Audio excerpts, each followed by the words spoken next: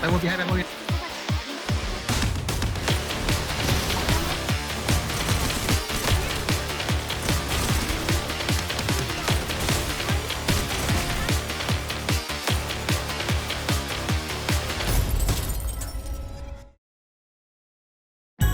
Today we'll be looking at Fragrance, the first addition to Strinova Global's release alongside Eika. Fragrance is a floral expert who wears a blindfold into battle. As a member of Scissors, Fragrance is only available on the attacking side. She's a support who provides her team with healing and powerful buffs. Think of her as Brimstone's Stim Beacon from Valorant, but with healing powers and is an anime girl. Fragrance is one of the most beginner-friendly characters in the game, yet she is still incredibly impactful in any match. She's overall a very good pick. So let's look at how she supports her team. She does this through her passive, Elixir Aura, active skill, Aroma Surge, and finally, her ultimate, Euphoric Aroma. Now let's dive deeper into each of these abilities, starting with her passive, Elixir Aura. Fragrance releases a healing aroma that restores 2 HP per second to herself and nearby allies. The best part, there's a 100% uptime. This healing does not require line of sight, meaning Fragrance can heal her teammate around corners or walls. The range for her passive is exactly identical to her active ability, which is next on the list.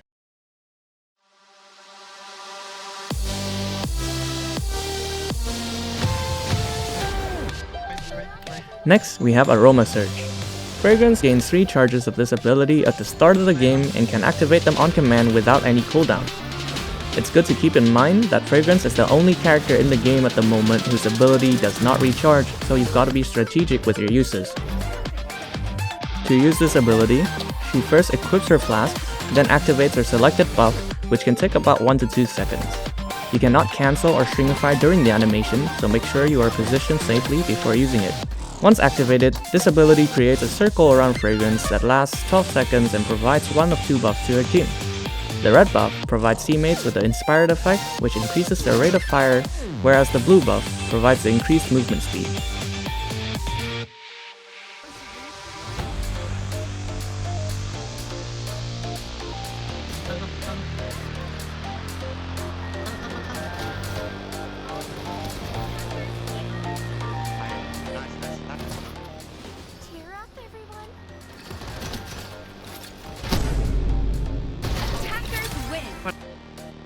And finally, we've got her ultimate ability, Euphoric Aroma. This basically turns Fragrance into an actual Stim Beacon.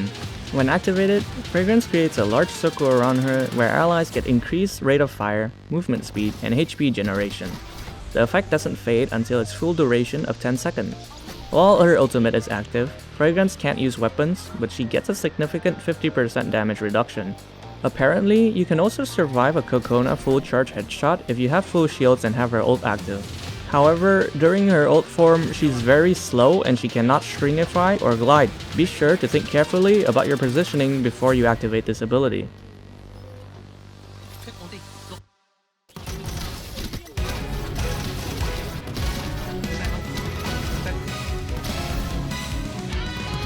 Now that we're done with her abilities, let's quickly go over Fragrance Gun before we look at her upgrades and awakenings.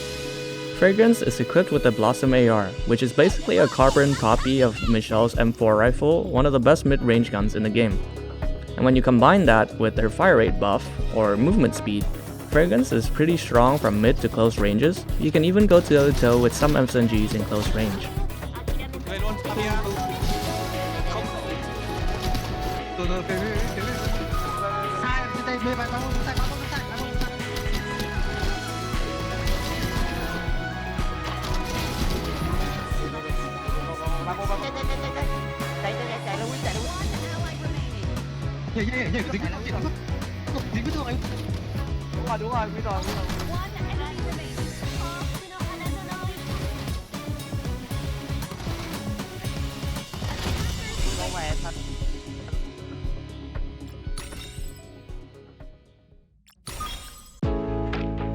Now let's talk about her awakenings.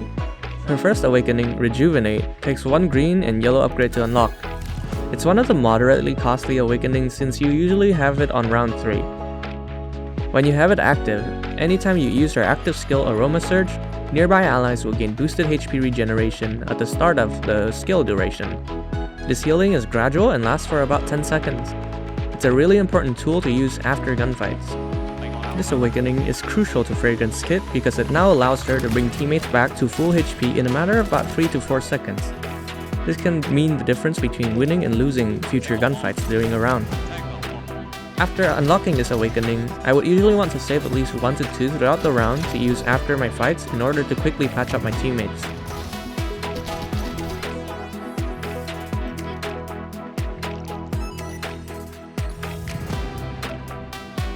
For Fragrans' second awakening, Composite Aroma, it alters the way she uses her active skill, and it requires 1 blue, 1 yellow, and 2 green upgrades to unlock. It now provides both fire rate and movement speed buffs simultaneously. However, the duration is significantly reduced to only 8 seconds from the previous 12. Only allies within the ability's range at the moment of activation will receive the enhanced effect. So if they enter the range after it's already been cast, they will not receive the double buffs. With this awakening, positioning becomes extremely crucial because you'll be burning your charges much faster and your teammates will need to be nearby when you activate the skill. It demands more thoughtful timing and game awareness. However, the potential to create high impact plays and secure map control with this significant dual buff makes it a powerful, high risk, high reward option.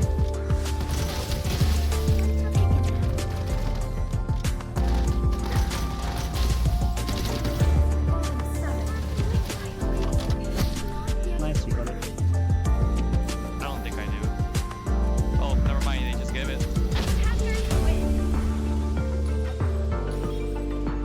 Finally, her third awakening, Eternal Fragrance, takes a different approach compared to her second awakening.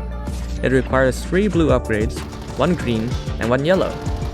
With this choice, Fragrans' active skill no longer vanishes entirely. After the initial 12 seconds of powerful effects, the buff stabilizes at a weaker but continuous level.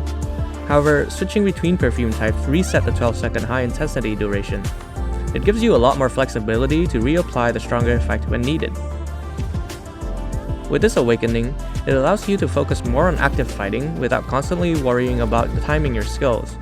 It also suits a slower paced style as the continuous buff ensures your team remains supported, even during extended engagements. It's ideal for those who prefer consistent utility over explosive bursts of impact.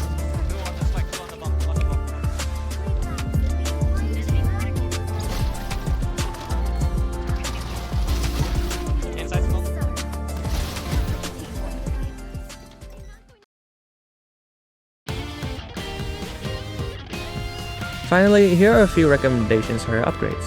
For her blue upgrades, they're generally preference-based, but I personally almost always take the headshot damage and spread control. Your upgrade prioritization after round 1 will usually look something like this. You want to buy an armor upgrade on round 2 since it has the most direct impact on your fights.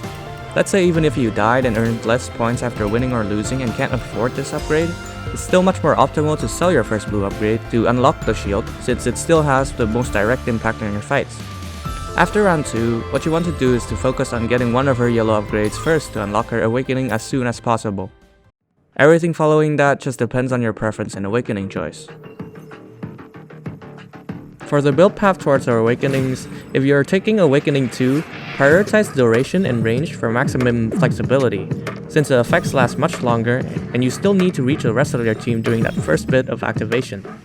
Conversely, if you're taking Awakening 3, I recommend taking the range and healing rate buff options since you will always be having buffs active and it kinda negates the duration upgrade. On certain larger maps like Area 88, you could even go for a double range buff if your team's playstyle needs it. All in all, these are just my general pointers if you're starting out on Fragrans. However, if you have a specific playstyle or your team plays a different way, feel free to adjust it to your needs. Being both a buffer and healer, Fragrans is very versatile, so she can fit into a lot of team comps. She pairs especially well with Duelist and slowing utility. Think Ming's Thunder Orb, Fuchsia's Third Awakening, or even Madalena's Paint Trail for setting up your team's executes.